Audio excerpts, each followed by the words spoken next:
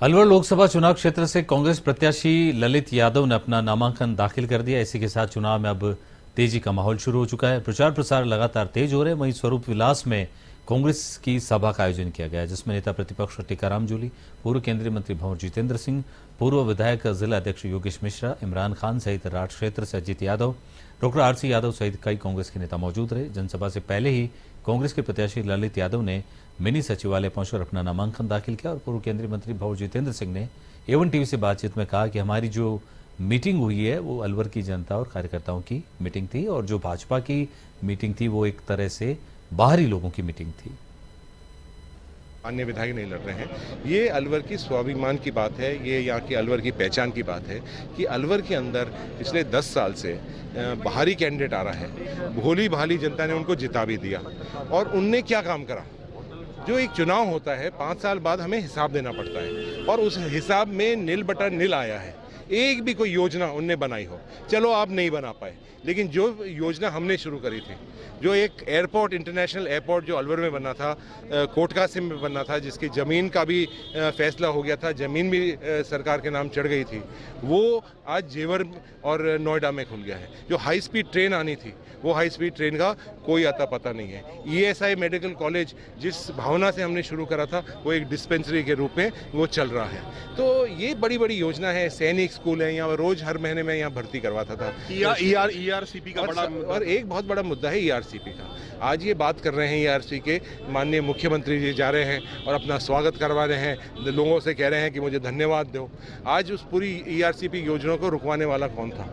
मध्य प्रदेश के अंदर इनकी सरकार थी, इसको ऊपर रोड़े अटकाए। केंद्र में इनकी सरकार थी, उसके ऊपर रोड़े अटकाए। जो राजस्थान का हक था पानी का, वो उनको नहीं मिला और आज वो स्वागत करवा रहे हैं। चंबल की योजना आप सब लोग जानते हैं कि जब मैं यहाँ से सांसद बना था, विधायक बना था, जब उसकी शुरुआत हमने करी थी, बजट घोषणा हुई थी, पैसा उसके लिए अलॉट हुआ था, सबसे पहले रोकने का काम उन्होंने करा है। आज किस मुंह से वो वोट मांगने वाले हैं?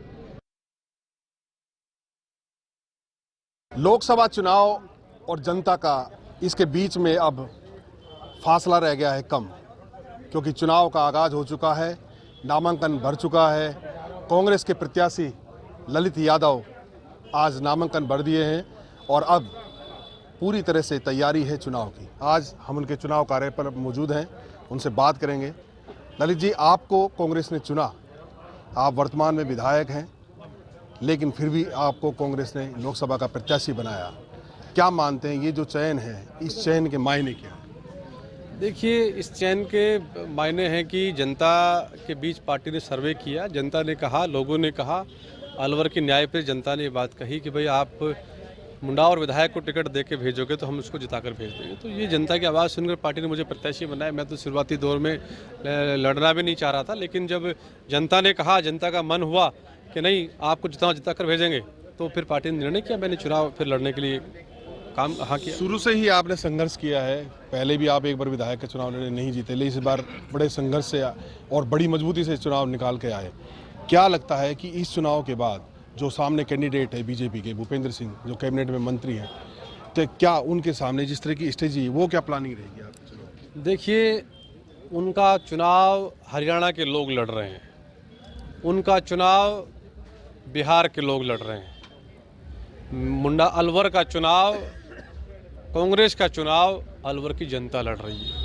लेकिन जनसभा की बात करें तो उनकी जनसभा में और आपकी जनसभा में जहां पंडाल था, वहां पर एक फ़र्क हमें देखने को मिला, वहां पर महिला शक्ति कम थी आपके पंडाल में। उसका क्या कारण? देखिए, महिला शक्ति हमारे साथ में है। वो लोग सरकारी मशीनरी का दुरुपयोग करके हमारी जो बहनें आंगनबाड़ी में काम करती हैं और कहीं काम करती हैं, उनको लेकर क्या है। एक मुझे मेरे साथी कोई कह रहे थे कि वो कुछ इसमें पैसे का दुरुपयोग करके भी जो हमारी बहनें हैं, जो कामगार महिलाएं हैं, उन हमारी बहनों को बैठा करके लिया है। मर्जी से कोई नहीं आया। 8 में से 5 विधानसभा कांग्रेस के पास है, क्या इम्पैक्ट? अब 8 में से 8 रहेंगी, 8 में से 8 में जीतेंगे। एक सबसे बड़ी बात, सबसे बड़ा मुद्दा है अलवर में पानी का।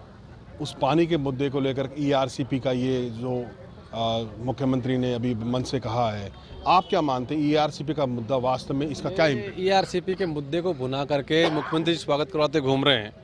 5 साल तक हमारे मुख्यमंत्री जी रोज कहते हैं राष्ट्रीय परियोजना घोषित करो, राष्ट्रीय परियोजना घोषित करो, नहीं किया इन्होंने।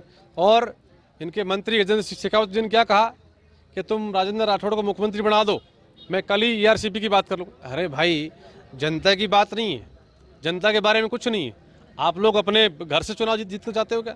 इस प्रकार की बात करने वाले लोग, मैं विश्वास के साथ एक बात कह रहा हूँ कि मुझे जनता चुनाव जिताकर भेजेगी तो संसद में जाकर के ईंट से ईंट बजा करके जो अलवर के विकास के काम रुके हुए हैं उनको करवाने का हम लोग काम करेंगे और मजबूती के साथ हमारी सरकार बनेगी दिल्ली में, तो उन सब मुद्दों पर हम लोग काम करेंगे। तो ये थे ललित यादव, एक युवा नेता जिन्होंने आगाज़ किया है लोकसभा चुनाव से नई पारी का, और आने वाले समय में इस चुनाव को क्या ऊंचाइयां मिलेंगी वो तो आने वाला वक्त बता पाएगा, लेकिन मंसूबे बड़े मजबूत हैं और युवा और एक अनुभव की जो चुनावी रणनीति है उस पर ये चुनाव लड़ा जा रहा है। बाहरी और लोकल के ऊपर ये चुनाव लड़ा जा रहा है। अलवर से मेरे साथी गिराज के साथ हेमंत जैमन, A1 TV राजस्थान।